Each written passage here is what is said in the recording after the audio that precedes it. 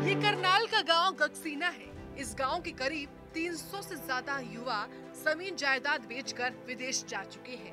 कोई कनाडा तो कोई अमेरिका जा बसा है और जो गांव में है वो जाने की तैयारी कर रहे हैं। देश से ज्यादा इस गांव के युवाओं में अपना भविष्य विदेश में नजर आता है।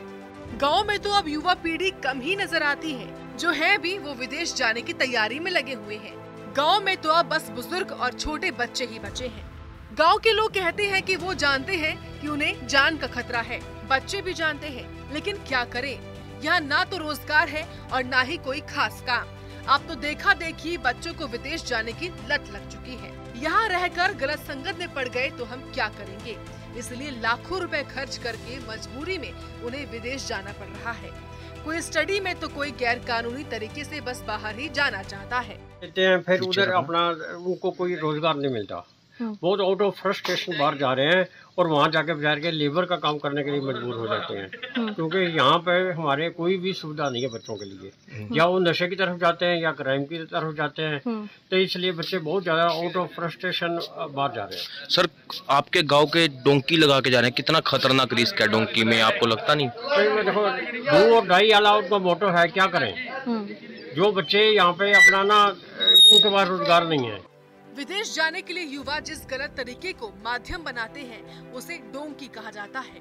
दरअसल डोंकी एक ऐसा सिस्टम है जो 2 नंबर में यानी कि गैर कानूनी तरीके से आपको विदेशी बॉर्डर पार करवाता है और इसकी कीमत 30 से 50 लाख तक की होती है। इस गैर कानूनी तरीके में ये भरोसा भी नहीं कि आपका बच्चा सही सलामत विदेश पहुँच पाएगा। तो जैसे कि अभी मैंने अपनी ग्रेजुएशन कंप्लीट की है, अभी मास्टर्स के लिए मैं प्लान कर रहा हूँ बाहर जाने के लिए। तो क्यों बच्चे बाहर जाना पसंद कर रहे हैं? सर मेरा पर्सनल रीज़न सर ये है कि यहाँ पे एक्चुअली कंपटीशन बहुत हो गई है। जैसे कि मतलब कंपटीशन इन द सेंस की भीड़ बहुत हो गई है, तो जॉब अपॉर्चुनिटी के लिए सर बाहर बच्चे सोचते हैं कि हम बाहर जाएंगे, वहाँ से डिग्री लेके आएंगे, तब सर यहाँ पे कंपनीज भी उनको प्रेफर ज़्यादा करती है कि बाहर से जो पढ़ के आ रखें। तो वो मेरे पर्सनल रीज़न ये है कि मैं अच्छी जॉब मेरे को मिल जाए, इसलिए मैं सोच रहा हूँ कि बाहर से अपना। सुना आपने, यही सबसे बड़ा डर है, लेकिन आधुनिकता की चकाचौंध में ये युवा अपना सब कुछ गवा दे रहे हैं। वहीं कुछ युवा पढ़ाई के लिए विदेश जाना चाहते हैं। सेम टाइम हमारी पॉपुलेशन भी तो बहुत बढ़ी रही है और एक ट्रेंड चल गया है। जैसे फॉर इंस्टेंस कोई स्टूडेंट है, उसका ब्रदर वहाँ गया है, उसने देखा वो कामयाब हो गया है, किसी अच्छी कंपनी में जॉब कर रहा है, तो साथ में उसका ब्रदर हुआ, कज़न हुआ। पंजाब हरियाणा में आज की डेट में एक आंधी सी आई हुई है कि हम सब बाहर जाएं। हमारे टाइम में ये होता था, जैसे हम करनाल से हैं, कि दिल्ली जाके पढ़ लें या चंडीगढ़ जाके पढ़ लें। बट आज के टाइम में तो लगभग हर बच्चे का यही सपना है कि मैं 12वीं करूं, अपनी +2 करूं और उसके बाद मैं US चला जाऊं, कनाडा चला जाऊं, ऑस्ट्रेलिया। देशों में बच्चे इस वक्त रुख कर रहे हैं? मेनली तो देखो सबसे ज़्यादा बच्चों का कनाडा, ऑस्ट्रेलिया की तरफ रुझान है, UK की साइड बहुत रुझान है और US की साइड भी बच्चा जाना चाहता है, बट मोस्टली लोगों को ये काम करना नहीं आता US का, या कह लीजिए लैक ऑफ इन्फॉर्मेशन है। इस पूरे मामले में जब हमने वीजा एक्सपर्ट राहुल भारद्वाज से बात की तो सुनिए उनका क्या कुछ कहना है। वह इस बारे में करनाल की ASP पुष्पा खन्नी का कहना है कि ये गैर कानूनी तरीका है, जिसे कबूतरबाजी भी कहा जाता है। इनके जो इमिग्रेशन एक्ट के जो केसेस हैं, इसको हम कबूतरबाजी के मुकदमे भी बोलते हैं।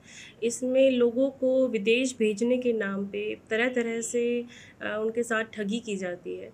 जैसे कि इसमें कई इनके तरीके हैं कि किसी प्रतिष्ठित देश में भेजने का वादा करके किसी और देश में भेज देना, फर्जी पासपोर्ट या फर्जी वीज़ा डॉक्यूमेंट्स इनके आधार पे एक बार बाहर भेज देना, फिर उनको वहाँ से इंपोर्ट कर दिया जाता है। वो डिटेल्स जब उनकी चेक होती है या वेरीफाई होती है तो वो सही तरह से प्रोक्योर हुई नहीं मिलती है।